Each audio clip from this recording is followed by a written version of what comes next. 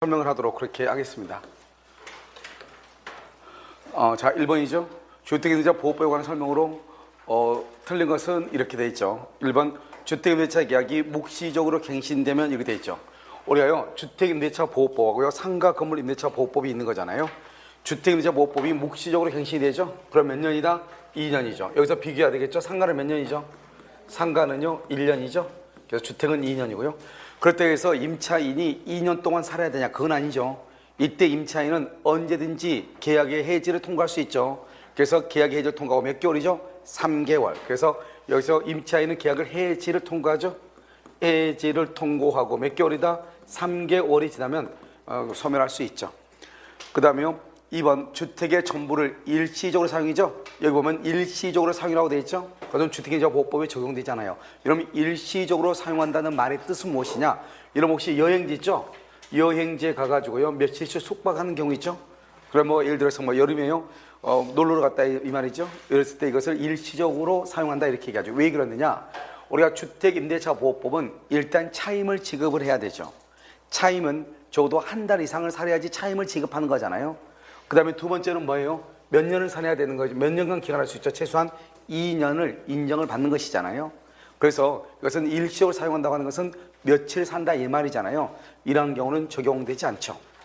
3번은요. 임대차 보증금의 감액으로 소액 임차인에 해당하게 된 경우 특별한 사정이 없으면 소액 임차인으로 보호받을 수 있다. 여러분 이것은요. 원래는 임대차 보증금에서 소액으로 보호를 받으려면 어떻게 해야 되죠? 만약에 예를 들어서 2억이다. 그러면 서울에서는 얼마까지가 소액 임차인이죠? 얼마예요? 1억 6,500이죠. 얼마까지요? 5,500까지죠. 다른 거 몰라도 여러분 서울시 것은 알고 있어야 돼요. 1억 6,500에서 5,500까지 최소한 인정된단 말이죠. 그런데 지금 보증금이 2억이에요. 그러면 최우선 면제를 못 받잖아요. 그런데 경매 개시 결정의 등기가 있기 전까지와 감액을 해서 1억 6천으로 감액을 했다 이 말이죠. 그러면은 뭘 한다? 소액 임차인으로서 할 수 있다? 보호받을 수 있다. 이것을 얘기하는 거예요. 그 다음에는요. 이제 4번은요. 임대차 성립 시에 임차주택과 그 대지가 임대인의 소유인 경우 대항력과 확정차 갖춘 임차인은 대지만 경매되더라도 매각대금으로서 우선 변제를 받을 수 있다. 이렇게 되어 있죠. 그럼 이것은 무엇을 얘기하는 것이냐면 이런 것이에요. 자 보시면 일단 우리 법의 참 특징은 뭐냐면 주택임대차 보호법은요 토지하고 여기 건물이 있잖아요. 그럼 우리는 건물에 대한 임차인이잖아요. 대지에 대한 임차인이 아니잖아요. 그런데 대지와 건물의 경매대금 전체에서 우선 변제를 받을 수 있도록 되어 있는 것이에요. 이게 좀 주택임대차 보호법의 특징인데요. 그런데 이렇게 전부에서 우선 변제를 받으려면 어떻게 하느냐? 처음부터 임대차 계약을 체결할 당시에 토지와 건물의 소유자가 동일해야 돼요. 만약에 임대차 계약을 체결할 때 토지의 소유자는 병이고 건물의 소유자는 갑이다. 그러면 건물의 경매 대금에서만 우선 변제를 받을 수 있는 것이에요. 그런데 이게 이제 이때 소유자는 건물저 등기고 미등기고를 불문하는 거예요. 그래서 우리가 미등기 무허가 건물도 보호되는 것이 세 가지가 있다고 그랬죠. 그래서 미등기 무허가 건물이 보호되는 것 첫 번째마다 주택 임대차 보호법, 두 번째는 뭐다? 지상물 매수 청구권, 세 번째는요 법정 지상권. 이 세 가지는 미등기 무허가 건물에도 적용이 된다 이 말이죠. 그래서 이런 경우는 봐봐요. 이 갑의 건물이 있고요. 갑이 건물을 신축했는데 이 건물이 미등기다 이 말이죠. 미등기 건물이에요. 을이 임차인이죠. 그러면 이 임차인의 경우는 여러분 그럼 어떻게 하는 거죠? 이 사람은 건물은 미등기니까 경매가 된다 안 된다?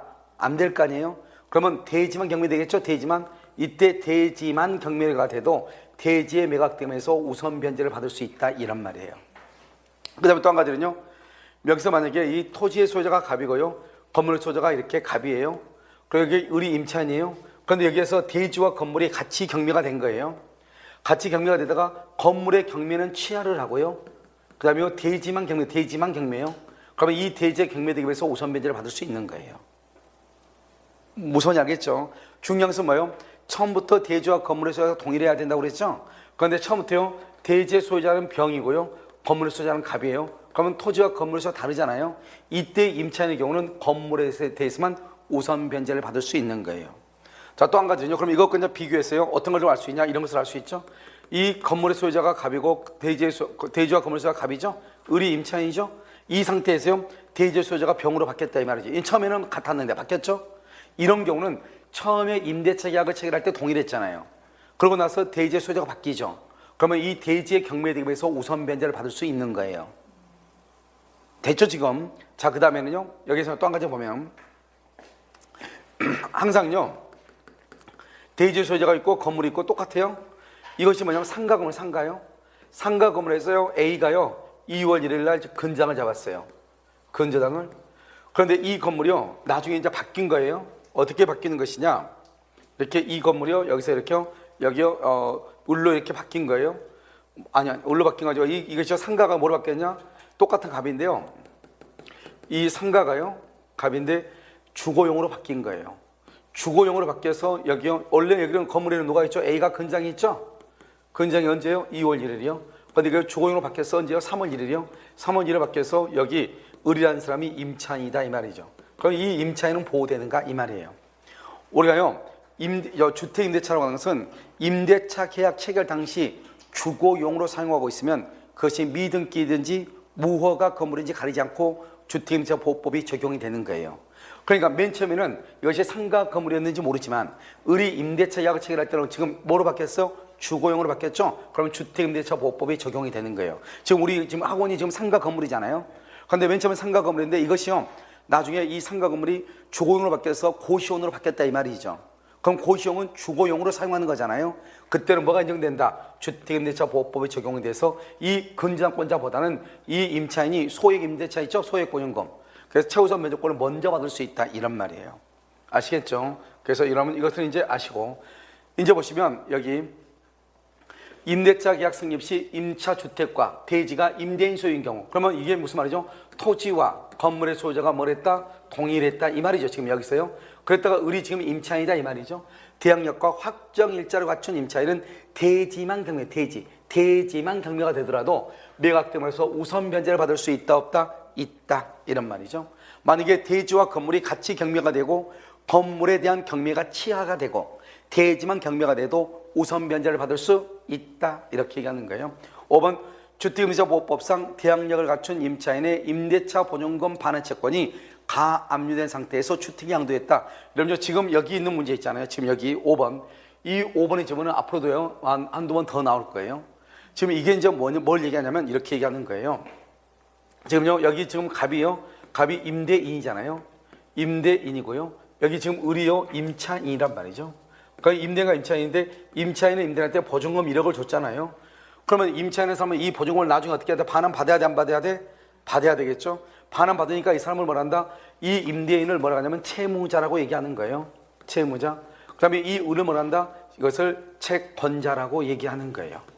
이것은 갑하고 을하고 사이에서 얘기하는 거예요. 그런데 만약에요 여기에서요 지금 그 임차인한테 누군가가 돈을 빌려준 사람이 있을 거 아니에요. 여기요, 여기 A를 채권자라고 하죠. 이 채권자는요, 채권자고 이 사람은 그럼 뭐가 돼요? 채무자가 돼요. 색깔을 잡아야 돼요. 그러니까 A가 1억을 빌려줬다 이 말이죠. 그러면 A가 이 1억에 대해서는 채권자 채무자고요, 보증금에 대해서는 채권자 채무자다 이런 말이에요. 그러니까 임차인은 A하고 관계에서는 채무자지만 임대인 갑하고 관계에서는 뭐가 된다? 채권자가 된다 이 말이죠. 이 상태에서 뭐가 이루어지냐? 이 사람이 돈 안 주니까 이 A가요 여기 대해서 압류 또는 가압류를 건다 이 말이죠. 건물에 대한 뭐죠? 돈에 대해서요 1억에 대해서요.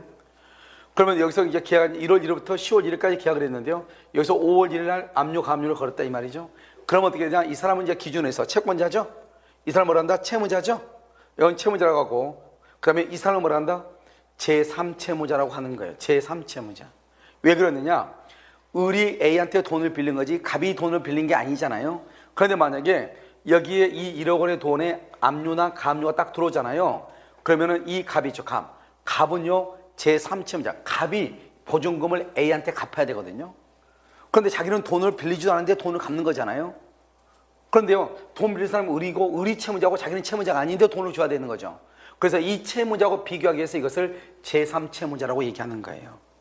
자, 이 상태에서 이제 건물의 소유자가 이렇게 병으로 바뀐다 이 말이죠. 이 사람을 양수인이라고 그래요. 이 양수인은 뭐란다? 소유자죠. 그럼 우리가 임대차에서 있는 상태에서 이 사람이 지금 건물을 매수하죠. 양수인이면 이 양수인은 임대인의 지위를 뭐란다? 임대인의 지위를 승계한다 이렇게 표현한단 말이죠. 임대인의 지위를 승계. 그러면은요 원래 갑이라는 사람은 누구였죠? 제3채무자였죠.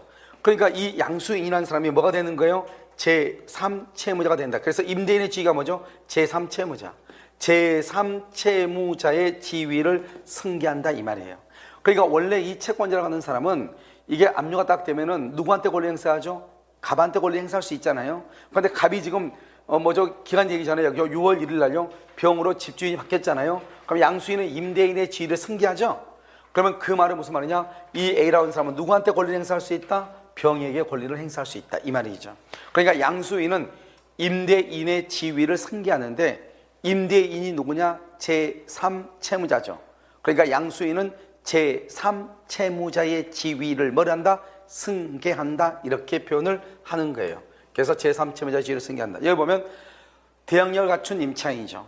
임대차 보증금 반환 채권이 가압류 상태에서 주택이 양도된다. 양수인은 이렇게 됐죠. 양수인은 가압류 제3채무자의 지위를 뭘한다? 승계한다. 다른 말로 양수인은 뭘하다? 임대인의 지위를 뭘한다? 승계한다. 이때 임대인이 누구다? 제3채무자다 이 말이죠. 제3채무자의 지위를 승계한다 이렇게 얘기를 하는 거예요. 무슨 말인지 이해되셨죠? 정답 몇 번이에요? 2번 이렇게. 그 다음에요 2번은요 2022년 2월 1일 갑은 을의 서울 소재 X주택을 보증금 1억 원 임대기간을 1년으로. 자 봐봐요. 지금 서울에서는 얼마죠? 최우선 면제가 1억 6,500이죠. 그 다음에 기간 1년이죠. 그러면 1년은 몇 년 미만이죠? 2년 미만은 몇 년으로 본다? 2년으로 본다. 여기서 문제예요. 그럼 여기서 기간을 1년으로 했는데 그러면 2년으로 본다는 것은 임차인은 그럼 몇 년을 살고 나가야 돼? 임차인은 1년 살고 나가야 돼? 2년 살고 나가야 돼? 임차인은 몇 년 살고 나가야 돼요? 여러분요 우리가 임대차에서 2년 미만으로 정했다. 2년 미만으로 정하거나 기간에 정함이 없다. 그랬을 때는 몇 년으로 본다? 2년으로 본다 이 말이에요. 2년으로 본다. 2년 살아야 되죠? 근데 문제는 뭐냐면 만약에 1년으로 했다. 1년이라는 말은 뭐죠? 2년 미만이죠? 그러면 어떻게 되는 것이냐? 이건 임대인하고 임차인이 다른 거예요. 임대인하고 임차인. 그럼 임대인은요 여기서 1년을 사라고 해야 되는가? 2년을 사라고 해야 되는가? 임차인은요 1년을 살고 나가야 되는가? 2년을 살고 나가야 되는가? 이게 문제죠. 2년 미만은 몇 년을 본다? 2년으로 본단 말이죠. 그럼 이런 경우는요 여기서 정답 몇 번이에요? 임대인은 1년 살고 나가라 해야 돼? 2년 살고 나가라 해야 돼? 임대인은 아무런 선택권이 없는 거예요. 근데 여기서요 임차인은 그럼 어떻게? 임차인은 몇 년이요? 1년을 살아도 되고 2년을 살아도 되고 이 둘 중 하나를 선택할 수 있는 거예요. 임차인은 선택하는데 임대인은 선택권이 있다 없다? 없다 이 말이죠. 그러니까 이걸 먼저 이제 알면서 봐야 되고 그 다음에요 입주와 동시에 말은 점유했다 이 말이죠. 인도받았다. 주민등록을 마쳤다 이 말은 뭐가 있다? 대항요건을 갖추었다 이 말이잖아요. 지금 이게 아시겠죠? 자 이걸 보면서 지금부터 이제 우리가 봐야 되겠죠. 1번 2023년 1월 1일 지금요 2월 1일이라고 그랬죠. 2월 1일인데 2023년 1월 1일이란 말은 지금 1년이 됐어 안 됐어? 안 됐죠. 11개월밖에 안 됐죠. 그래서 500만 원의 보증금 증액을 청구할 수 있다. 틀렸죠. 우리는 얼마에 청구하죠? 20분의 1이죠. 그럼 20분의 1이면 1억 원이란 20%면 20%이면 5%잖아요. 5%니까 얼마죠? 500만 원 맞잖아요. 이 500만 원의 증액을 청구할 수 있는가? 틀렸다 이 말이지. 왜 틀렸죠? 이게 중요해. 우리가요 임대차 계약을 체결해서 보증금이나 차임의 증액을 청구할 때는 최소한 몇 년이 경과해야 돼요? 1년이 경과해야 돼요. 지금 몇 년밖에 1년이 됐어 안 됐어? 안 됐죠. 그래서 안 돼. 만약에 3월 1일 그러면 돼야 안 돼요? 된다 이 말이죠. 알겠죠? 지금 2년이 안 돼, 1년이 안 됐기 때문에 1년이 경과하거나 얼마의 범위 안에서 5% 범위 안에 그래서 500만 원은 맞는 말인데 뭐가 틀린 것이다? 기간이 틀린 것이다 이 말이죠. 자 이번은요 2003년 3월 1일 갑이 임차권의 전속을 주장한다. 자 봐봐요. 지금요 우리가 1년 계약했으면 언제 끝나야 돼? 2023년 2월 1일 날 끝나야 되죠. 근데 지금요 3월 1일이 됐다는 말이 무슨 말이에요? 이걸 뭐라고 한다? 묵시적 갱신이 됐다 이 말이죠. 그럼 묵시적 갱신이 되면 몇 년까지 살 수 있죠? 2년이죠. 그냥 2022년 2월 1일이니까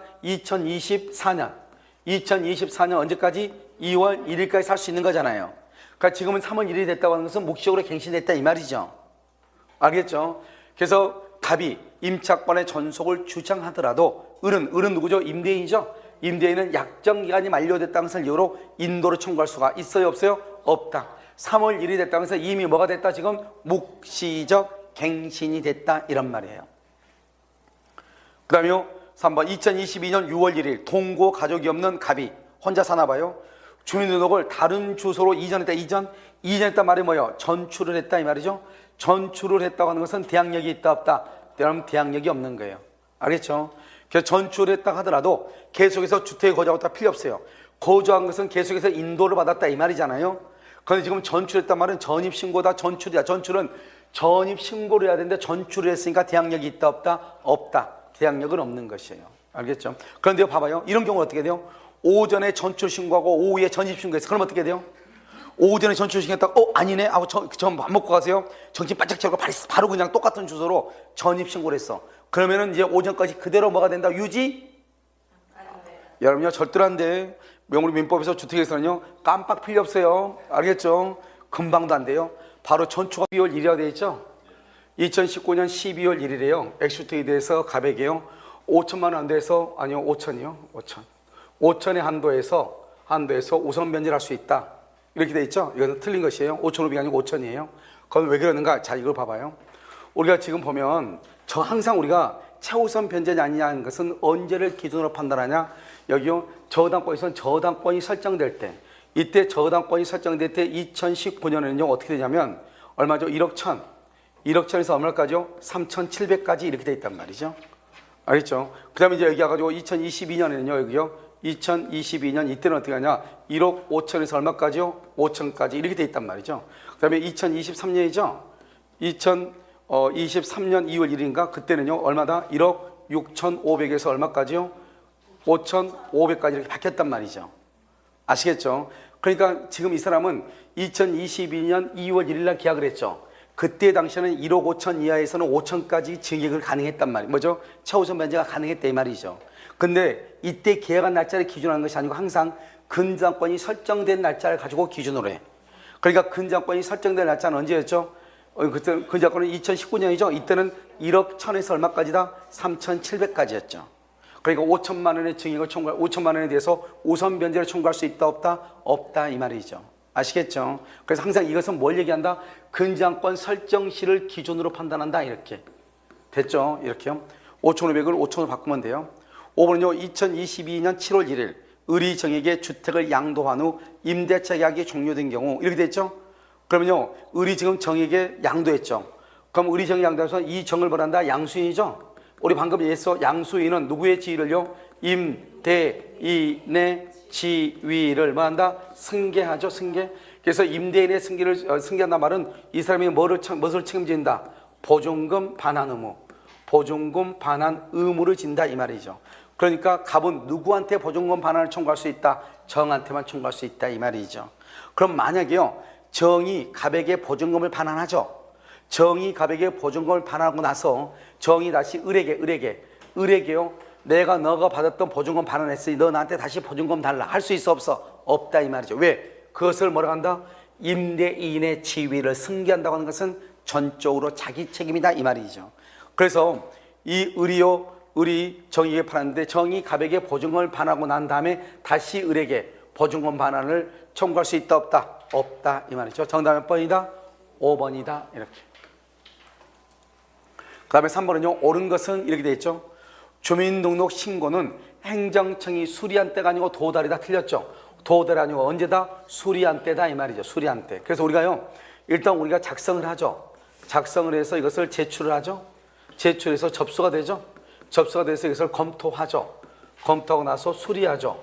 수리하고 난 다음에 뭘 한다? 이것을요 등재를 한단 말이에요. 등재요. 그럼 여기서 어떻게 돼요? 작성하고 접수하고 검토하고 수리하고 등재하잖아요. 특히 여기서 중요한 것은 뭐냐면 여기서 수리한 때 우리는 주민등록 전입신고라고 본다 이 말이죠. 수리한 때를. 여기요 접수할 때가 아니고 그러니까 여기서요 접수했단 말은 이건 도달했다 이 말이잖아요. 이때가 아니고 수리한 때다. 그런데 수리하기 전에 검토할 때 검토 단계에서 다시 반려를 했다. 반려. 그럼 그것은 접수 먼저 신고가 됐다 안 됐다? 안 됐다 이런 말이죠. 2번요. 등기 명령의 집행에 따라 주택 전부에 대해서 타인 명의의 임차권 등기가 끝난 후 여기 중요하죠.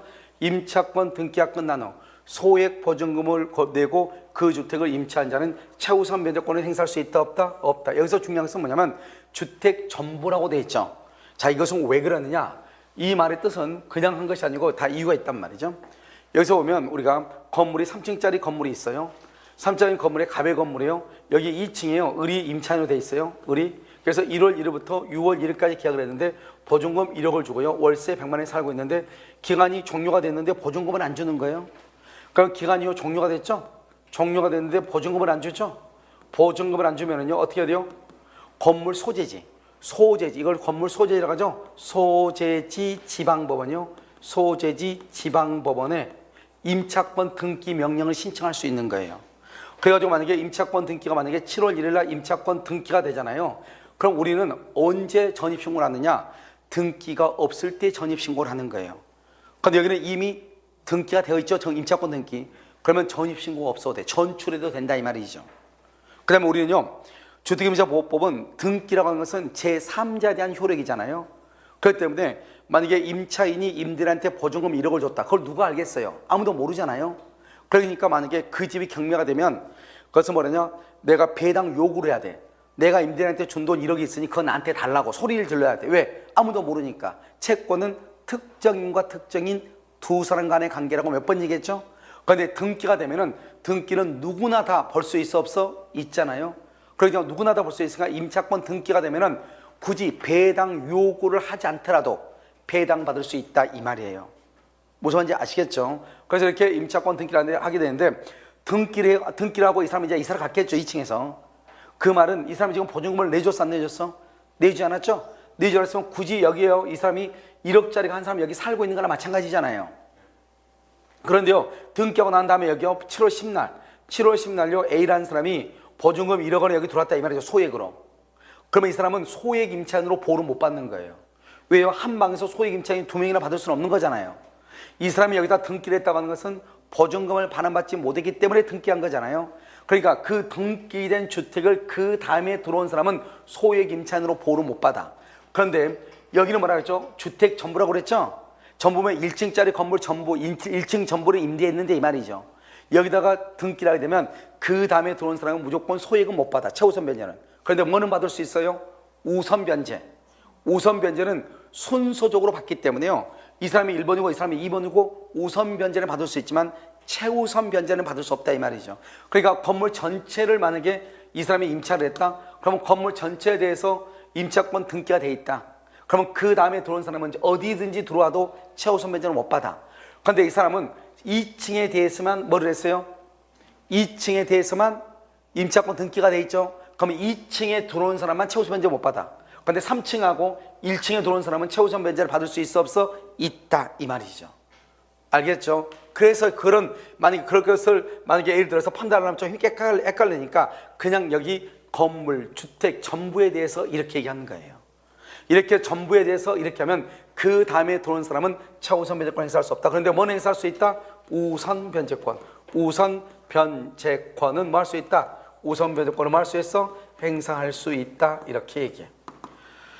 자, 3번은요. 임차권보다 선순위의 저당권이 존재하는 주택이 경매로 매각된다. 이렇게 돼 있나요? 제가 보면 임차권보다 선순위 저당권이 존재하는 주택이 경매로 매각됐다. 경매의 매수인은 누구죠? 경락인이죠. 경락인은 임대인의 지위를 승계한다 안 한다? 안 한다 이 말이죠. 승계하지 아니한다 이렇게 얘기를 해. 이것은 여러분요. 뭐 때문에 하냐? 우리가 여기서 뭘 알아야 되죠? 여기서 말소 기준 권리라고 하는 것을 알아야 돼. 먼저 여기서요. 말소 기준 권리라고 하는 것이 있잖아요.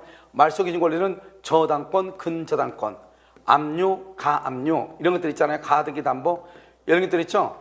여기 있으면 이거보다